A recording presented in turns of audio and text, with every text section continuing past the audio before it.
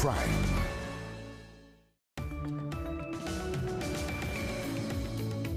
Buenas noches, bienvenidos y bienvenidas a CNN Tiempo. Jueves en la noche, tenemos un fin de semana por delante con bastante información meteorológica que vamos a compartir con todos ustedes en los próximos minutos en la pantalla de CNN Chile. Bienvenidos y bienvenidas. Para comenzar el capítulo de esta noche queremos proponer un tema que tiene que ver con el clima extremo, con el calentamiento global, con el cambio climático y cómo expone o vuelve más vulnerables a algunas especies. En este caso lo vamos a ejemplificar y conversar sobre las araucarias. Hay estudios predictivos que revelan zonas altamente vulnerables precisamente para las araucarias del futuro. Estamos hablando, ustedes lo saben, de una especie, monumento nacional y árbol sagrado para el pueblo mapuche, que ocupa una superficie aproximada de 215.000 hectáreas, cerca de un 1,5% del bosque nativo distribuidas en la cordillera costera y andina entre las regiones del Biobío y los ríos. Usando distintas herramientas, investigadores de la Universidad de Concepción han indagado en el potencial adaptativo de esta especie, cuyos linajes más antiguos, para que se hagan una idea, se remontan a 250 millones de años. Con ese dato nos preguntamos, ¿qué zona es más vulnerable y qué se puede hacer ante este escenario? Lo vamos a conversar a esta hora de la noche en CNN Tiempo. Y lo hacemos con Rodrigo Asbun, ya lo vemos en la pantalla de nuestro canal. Él es académico de Ciencias Forestales de la Universidad de Concepción. Rodrigo, ¿cómo estás? Buenas noches. Hola, buenas noches. Un gusto estar con ustedes. Igualmente, Rodrigo, gracias por tu tiempo. Pregunta para iniciar esta conversación, esta reflexión sobre las araucarias. Con el contexto que yo daba en la introducción, ¿podrían eventualmente llegar a desaparecer o no es tan catastrófica la proyección? No, completamente no es tan catastrófica. La araucaria no va a desaparecer. La araucaria araucana, nuestra araucaria chilena, está enfrentando el cambio climático de manera distinta entre sus poblaciones. Sabemos que hay poblaciones que tienen una capacidad adaptativa distinta a otra. Y eso es lo que nos ha llevado a determinar una mayor probabilidad de extinción local, por decirlo así, de daño en el futuro próximo en ciertas poblaciones. Y Perfecto. estas poblaciones, Sí, te escucho. sí, Termina tu reflexión. sí, coinciden con la zona de Villarrica, que es la distribución por la cordillera de los Andes más austral de la Araucaria en el continente americano. Ya, entonces, primer consolidado de la primera respuesta de nuestro entrevistado, la proyección no es tan catastrófica, es decir, la araucaria como tal no va a desaparecer, pero entiendo de tu respuesta anterior y sobre todo de la última parte que hay zonas de mayor vulnerabilidad. Te pregunto en concreto por Villarrica, ¿qué podría llegar a pasar ahí? Sí. Lo que hemos determinado a partir de proyecciones basadas en datos ambientales presentes, datos ambientales proyectados y además la evaluación genética de los individuos que viven en Villarrica, que viven en otros lugares de la distribución de la especie, es que estos no tienen la diversidad genética que Perfecto. necesitan, que van a necesitar en el futuro. Eso es lo que estaría ocurriendo en la zona de Villarrica y no en otros lugares donde está presente la araucaria. Ya, y llevándolo a la práctica, en concreto, ¿cuál sería la afectación o cuál podría llegar a ser la afectación? Y cuando tú dices futuro, ¿de aquí a cuánto tiempo? Sí. Nuestros modelos se basan en proyecciones que van hacia el año 2050, ¿ya? Pero los ciclos de la araucaria son mucho más largos, ¿ya? Hay que considerar que una sola acícula de la araucaria, una sola hoja, por decirlo, de una manera simple, vive 20 años. Entonces, esto se proyecta mucho más allá, 100 años, 500 años, Entiendo. 1000 años, ¿ya? ¿Y cómo se manifiesta?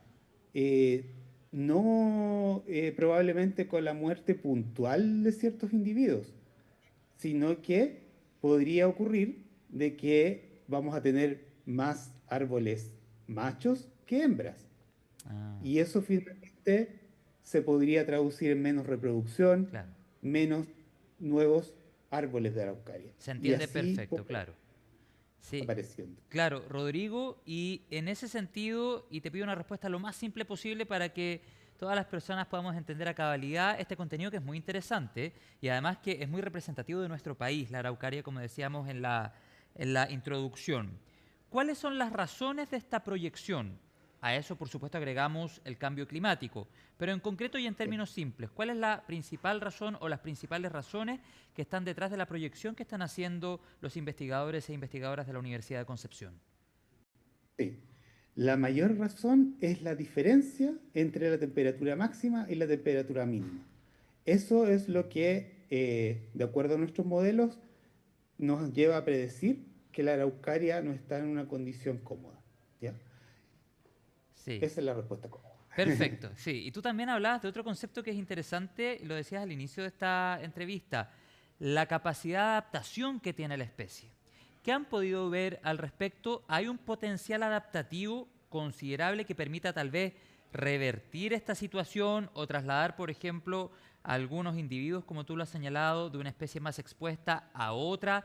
¿Lograrán adaptarse de manera suficiente o pueden morir en el intento? Cuéntame sobre eso. Sí.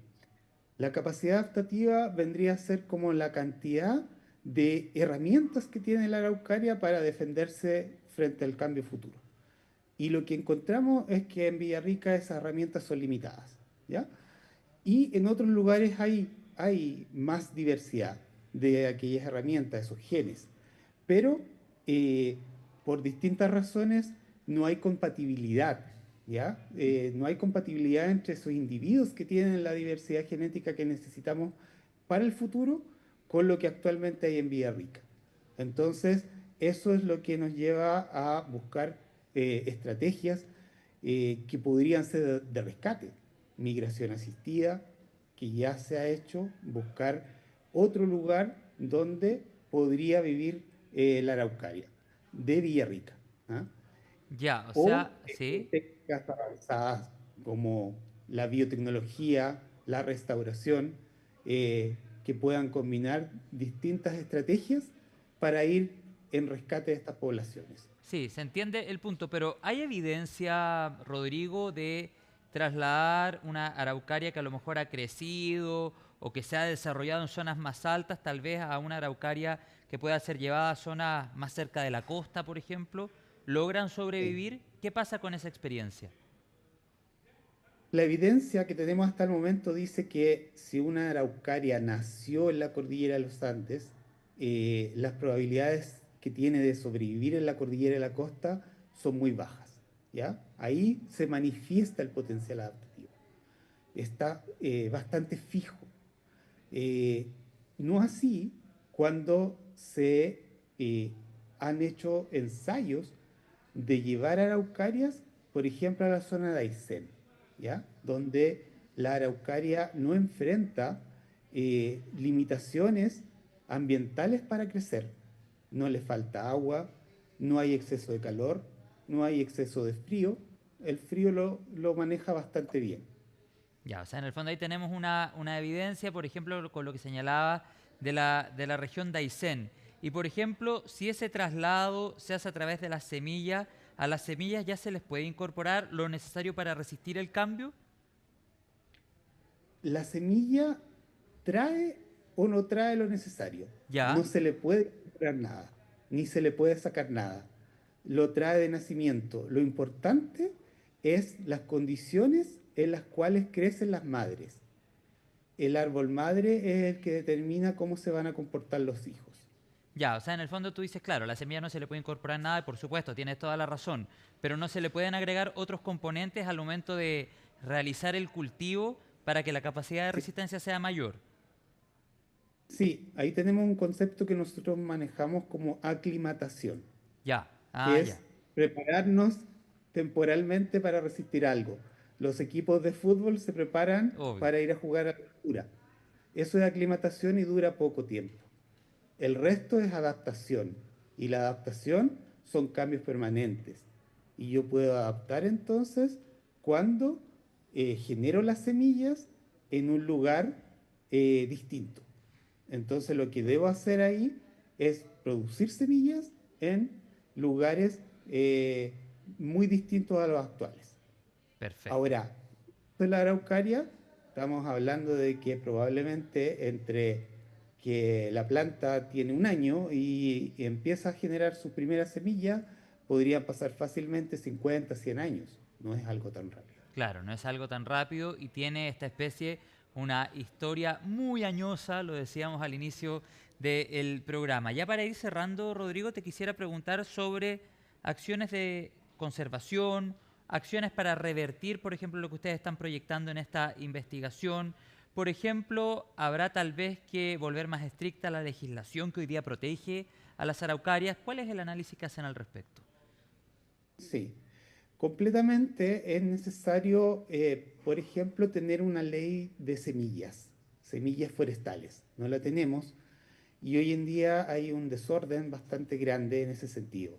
No hay algo o alguna reglamentación que impida que se lleven semillas o plantas de la cordillera de los Andes a la cordillera de la costa.